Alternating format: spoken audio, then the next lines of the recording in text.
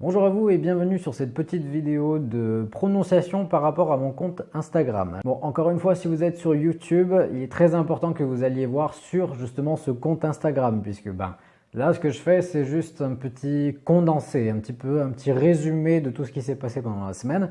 Donc, si vous voulez vraiment savoir ce qui s'est passé pendant la semaine, justement, allez voir ce compte-là Instagram, parce que c'est là que tout se passe.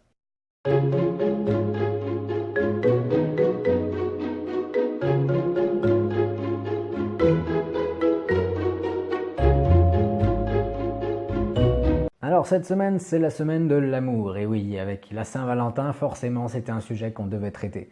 Et l'amour, en anglais, ça se dit love.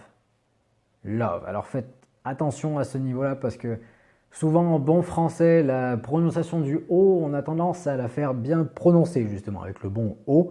Mais non, là, en anglais, le son O, il revient assez rarement, en fait. Ce qui revient souvent, c'est soit le son E, donc un petit peu différent, en fait, un son un peu plus qui se rapproche du E, en fait.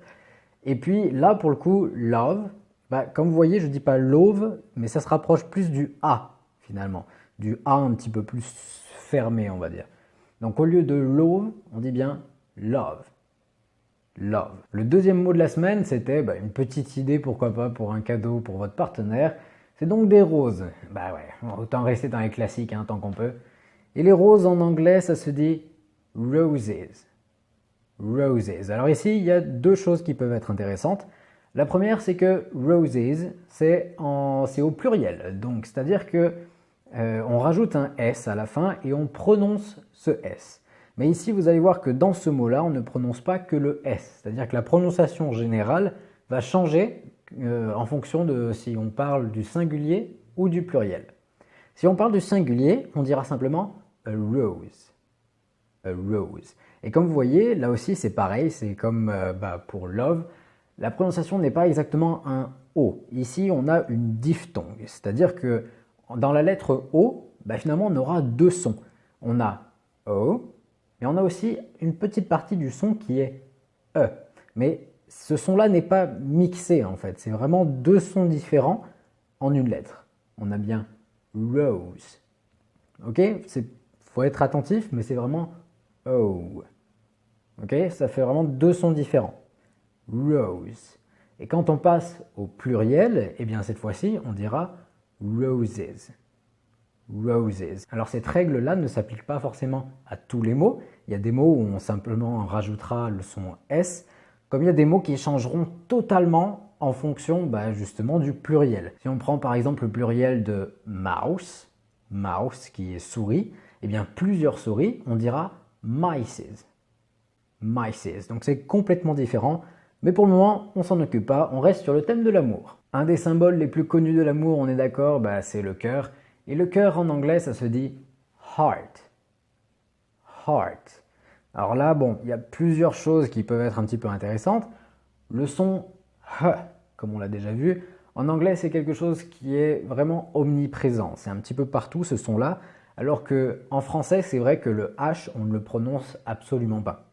Et ça, c'est une habitude à prendre parce que voilà, c'est quelque chose qui est vraiment omniprésent. Donc entraînez-vous là-dessus.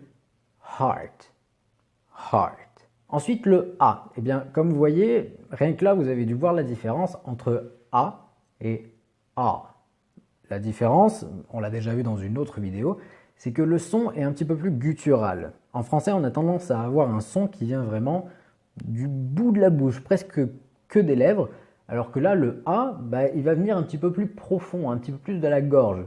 Donc on dira bien ha. Et deuxième point à propos de ce son-là, c'est qu'il est long. C'est un son long. Je ne dis pas heart, je dis bien heart. Heart. Alors là, c'est un petit peu exagéré, on est d'accord. Même si les gens parlent assez vite en anglais, vous allez voir que si vous prêtez vraiment attention, à chaque fois, ils font vraiment attention justement à cette prononciation-là, à bien allonger les voyelles qui devront s'allonger finalement. Donc pour vous entraîner, vous savez, apprendre une langue, c'est un peu comme apprendre à jouer d'un instrument. Au départ, quand on joue d'un instrument, si vous essayez d'enchaîner les notes très rapidement, ça va ressembler à rien et vous allez réveiller tout l'immeuble. Alors que si vous faites doucement, justement, enchaîner chaque note tout doucement, au final, vous allez pouvoir accélérer au fil du temps et là, vous allez maîtriser correctement la chanson. Et bien là, c'est exactement pareil. Ne vous embêtez pas à aller très vite au début, ça ne sert strictement à rien. Prenez le temps de vous entraîner et de bien prononcer les choses. Comme ça, le jour où justement vous aurez la capacité d'avancer et puis d'aller un peu plus vite, là, vous parlerez avec un anglais, un bel anglais. Le quatrième mot de la semaine, c'est embrasser. Embrasser qui en anglais se dira to kiss. To kiss. Et là, c'est carrément le contraire quand on compare à heart, parce que kiss, cette fois-ci, on aura vraiment un i court. Un i court. Donc il ne faut vraiment pas insister là-dessus, c'est kiss. To kiss. To qui est la particule qui montre que c'est un verbe à l'infinitif, et kiss qui est la base verbale. Ça s'appelle comme ça parce qu'à partir de cette base, justement, cette base de verbe, on va pouvoir le décliner de plusieurs manières en fonction du temps dans lequel il est utilisé. Ensuite, pour cette photo-là, alors il va falloir faire attention puisque c'est assez connu, mais quand même, il faut y prêter attention. En français, on dira chocolat. On a tendance à bien détailler toutes les syllabes. Et en anglais, il y a certaines syllabes qu'ils ont tendance à avaler ou à raccourcir ou à pas forcément prononcer. Et là, pour le coup, chocolat, vous voyez comme ça s'écrit à l'écran, et ça se prononce totalement différent. On ne dira pas chocolate, mais on dira bien chocolate. Chocolate. Vous voyez, il y a une petite nuance, et c'est souvent dans les mots comme ça qu'on arrive à soit couper carrément une voyelle, soit ils aiment bien raccourcir les mots et puis faire des abréviations comme ça. Mais là, pour le coup, le chocolat, faites attention, non pas chocolate, mais bien chocolate. Alors, petite rectification sur le coup, comme vous l'avez remarqué, la prononciation, je dis chocolate. Chocolate. Et pour le coup, j'ai eu la chance d'avoir quelqu'un sur Instagram qui m'a repris et qui m'a dit non, c'est faux, on ne dit pas chocolate, on dit bien chocolate. Chocolate. La différence, elle est toute simple. C'est simplement qu'à la fin, on ne dit pas a, non pas chocolate, mais bien chocolate. Chocolate. D'accord? C'est comme un E, tout simplement, à la place de a. Chocolate. Et enfin, le dernier mot, c'est to give a hug. To give a hug. C'est faire un câlin. Alors, en anglais, si on traduit littéralement, ce sera plus donner un câlin que faire un câlin. Et là encore, on retrouve le son du début, le son duquel je vous ai parlé de façon un petit peu anecdotique. C'est le A. A. Ce son-là, vous allez le retrouver vraiment très souvent. Et un petit moyen mnémotechnique qui est vraiment pas mal pour s'en souvenir. Quand on regarde l'écriture de ce son de façon phonétique, on a une sorte de V à l'envers qui montre un petit peu une sorte de sommet. Et un sommet, en anglais, ça se dit top. Top. Donc vous voyez, là aussi, on a le sorte de O, E, un petit peu ouvert comme ça. Et ça peut être une bonne idée justement de regarder ce symbole qui vous montre une sorte de sommet et de se dire le sommet en anglais c'est top.